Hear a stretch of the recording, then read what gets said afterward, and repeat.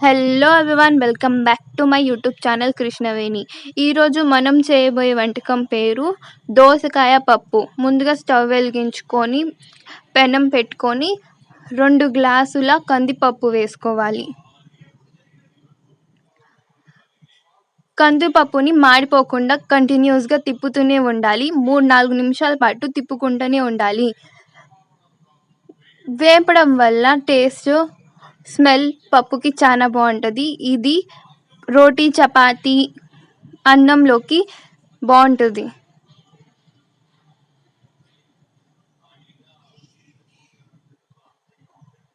అడుగు మాడనీయకుండా కలుపుకుంటూనే ఉండాలి. కలుపుకున్న తర్వాత కుక్కర్లోకి వేసుకొని 3-4 సార్లు నీళ్లు పోసుకొని కడుక్కోవాలి. కడుక్కున్న తర్వాత 2 గ్లాసులు వాటర్ వేయాలి.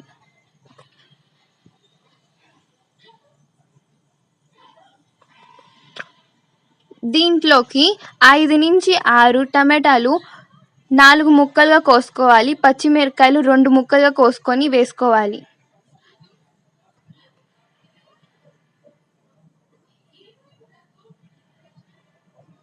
దీంట్లోకి 1 టేబుల్ స్పూన్ పసుపు వేసుకోవాలి.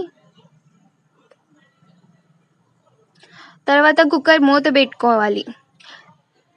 5-8 విజిల్స్ వచ్చే వరకు బాగా ఉడికించుకోవాలి. పప్పు బాగా ఉడికిన తర్వాత పప్పు గుత్తితో బాగా స్మాష్ చేసుకోవాలి.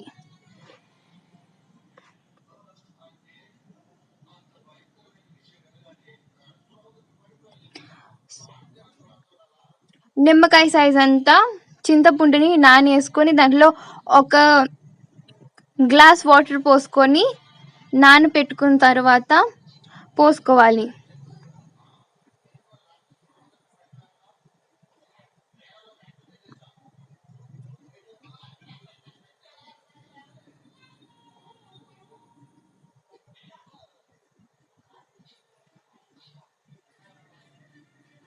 బాగా కలుపుకోవాలి.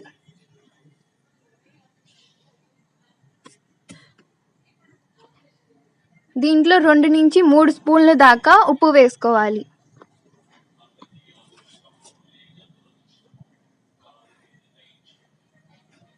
ఇవన్నీ బాగా కలుపుకున్న తర్వాత స్టవ్ వెలిగించి ప్యాన్ పెట్టుకోవాలి.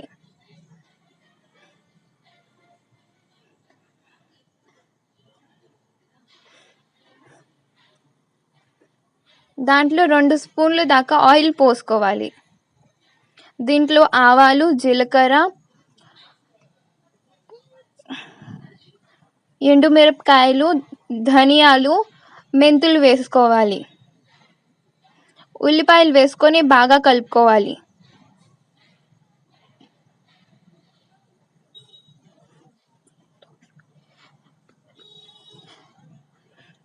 తెల్లుల్లిపాయలు. ఉల్లిపాయలు వేగించుకుంటానే మనం దోసకాయలు వేసుకోవాలి. పప్పులో వేసుకుంటే స్మాష్ అయిపోతాయి. అయ్యే ఉల్లిపాయలు వేసుకుంటే బాగా మగ్గుతాయి.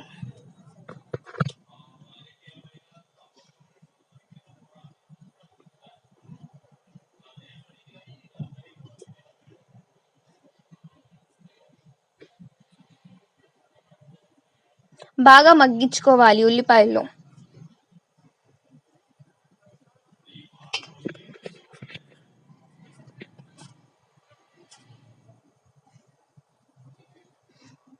రెండు నుంచి 3 నిమిషాల పాటు వదిలేయాలి, స్మాల్ ఫ్లేమ్.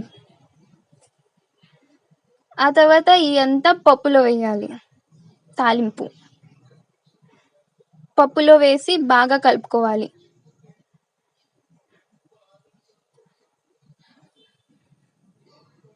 అంతే, పప్పు రెడీ.